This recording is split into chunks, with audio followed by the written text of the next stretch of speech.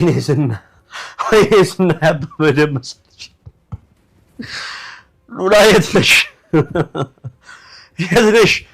ወይ ደግሞ ዝንጀሮ ወልዶች ሊሆን ይችላል። አሁንማ የወለዱኝንም ባላቃቸው የጣሉኝ ግን ሰዎች ናቸው። ዝንጀሮ ብትወልደ ኖሮ ግን አጥለኝም ነበር። ከሰው ዝንጀሮ ይሻላል ልትይኝ ነው? እና የትኛው እንስሳት ልጇን አውጥታ የምትጥለው? ጨካኟ የእንጀራ እናት ማህሌት አማራጭ ስለሌላ ሌላ ማንም የሚረዳ ሰው ስለሌለ ወደ ዝና በመደወል ዛሬም ጨክነህብን ነው ወይ? ዛሬ እንኳን አታድነንም እንደ ከእስር ቤት ስትል ዝናን ተማጽነዋለች። ዝና ደግሞ የግድ እየተራመደ የግድ ተንደፋድፎ ከጎዳና ላይ ተነስቶ ወደ ቤቱ ገብቷል። እሷም ስትጨቀጭቀው አፍሽን የማዘጊ ከሆነ ከዚህ በኋላ እዛው ትበሰብሻታለሽ። ሲቀጥል ደግሞ ምን አባሽ ልትሰሪ ወደሱ እንደሄድሽና በምን ምክንያት ወደዛ እንደሄድሽ ምክንያቱን ነግሪኛለሽ፣ ከዛም አስወጣሻለሁ። አሁን ድጋሜ ብትደውይ እዛው ተበሰብሻለሽ እንዳትደውይልኝ በማለት እንግዲህ ሉላ አለቅሽም እያለ ሉላ ላይ እየፎከረ ሞገስ እግሩን አጣጥፎ ተቀምጦ ምንም ሳይደርስበት ሞገስ በጸባዩ አስለቅሶታል። ሞገስ አለቅህም አባቴ ሙት አለቅም እያለ እንግዲህ ዝና አገር ምድሩ ይፈራኛል የሚለው መሬት ትንቀጠቀጥልኛለሽ ብሎ የሚያስበው ዝና ዛሬ ደግሞ ሞገስ ምንም ሳይደርስበት እያለ ቀሰ ሞገስ አለቅህም አባቴ ሙት አለቅህም። እንደገና ደግሞ ሉላን ወንድ ያላስለቀሰኝን አንቺ ሴት እንዴት ትደበድብኛለሽ? አለቅሽም እድሜ ልክሽን የማትወጪው የማትረሹ ጠባሳ ነው የማደርግብሽ እያለ በጣም ስለ ቤተሰቦቿ እያጠያየቀች ባለው ነገር ላይ እንደምታገኛቸው ተስፋ የሚሰጥ ነገር አግኝታለች። ለቅድስትም ተስፋ የሚሰጥ ነገር አለ። ቤተሰቦቼ አሉ በተባለበት ቦታ ጥቆማ በተሰጠን ቦታ እያፈላለግን ነበር። አንድ ቦታ ስንሄድ አንዱን ለቀዋል ይሉናል።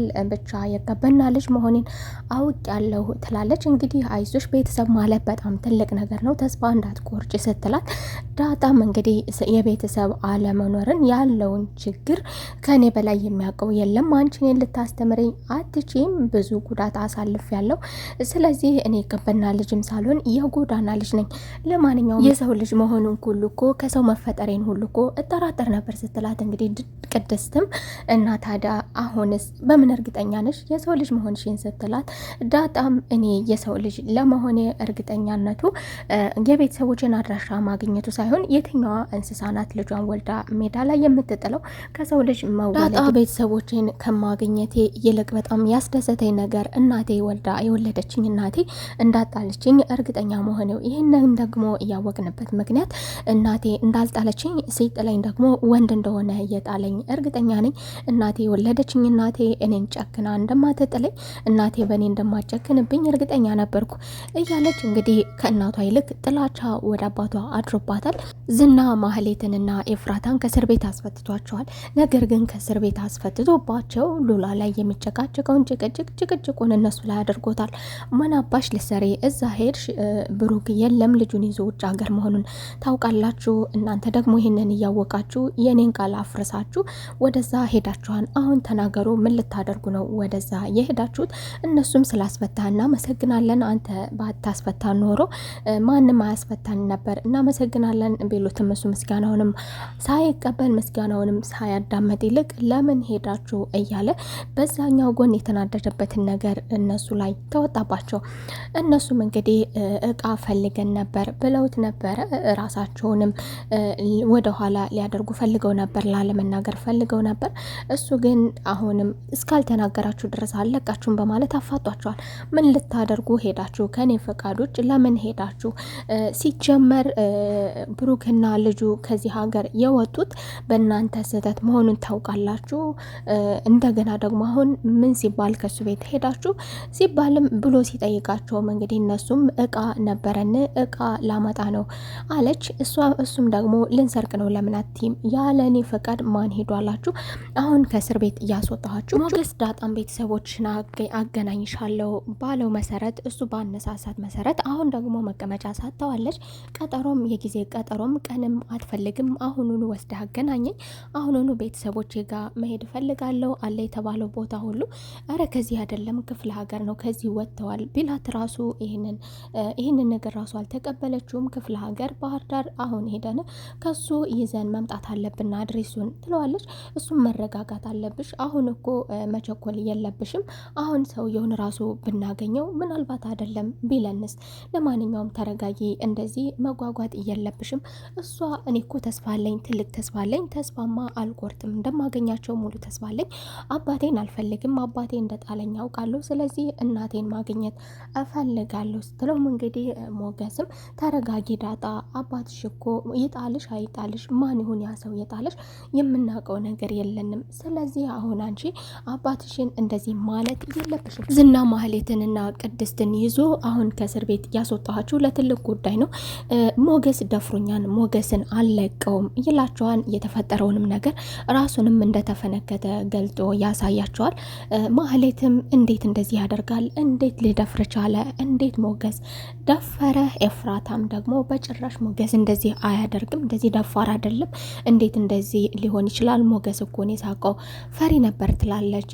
ዝናም እንግዲህ ሴት የላከው ጅብ አይፈራ የሚባለው እውነት ነው። እንግዲህ ሴት የላከው እናም ደግሞ ለዚህ ሽንፈት የዳረገኝ አንቺን ማመኔ ነው ብሎ ማህሌት ላይ ይለጥፍባታል። ማህሌት አንቺን ማመኔ ጉድ አደረገኝ፣ እንዲሁም ደግሞ ከዚህ በፊት እሱን ይዤ አለመግደሌ ጉድ አደረገኝ። አሁን በይ ንገሪኝ፣ ከዚህ በፊት እንገለዋለን ያሉች ሰዎች ምን ላይ ናቸው? የት ናቸው ያሉት ብሎ ይጠይቃታል። ኤፍራታም እሷ እኮ አንተን የሆነ ነገር ሳትመልስልን ከአንተ ትዕዛዝ ውጭ ምንም ነገር አናደርግም በማለት ነው እንጂ አሁን ድረስ እየደወሉልኝ ነበረ፣ እየደወሉላት እያለ ስለዚህ ዝና ሳያዘን ምንም ነገር አናደርግም ብላ ነው የዘጋች። እና በአንተ ምክንያት ነው ለሰዎቹ ለገዳዮቹ ያልመለስንላቸው፣ አንተ ስልክ ብትመልስልን ኖሮ እኛ እናደርግ ነበር። ነገር ግን ማህሌት እምቢ አለችኝ፣ እናደርግ ብያን ነበረ። ዝና ሳያዘን ከሱ ትዕዛዝ ውጭ ምንም ማድረግ የለብንም ብላ እሷ ስለከለከለችን ነው እንጂ እኔ እናድርግ ብያን ነበር ብላ ነገሩን ወደ ማህሌት ታጣብቃለች ኤፍራታ።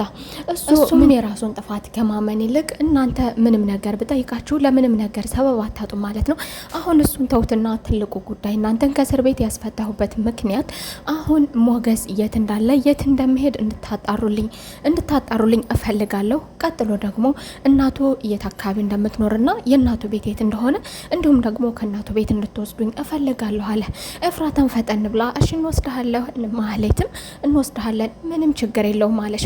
ከተስማሙ በኋላ ግን ኤፍራታ አሁን እኔ ቤቴ ናፍቆኛል፣ ወደ ቤቴ መሄድ እፈልጋለሁ አለች።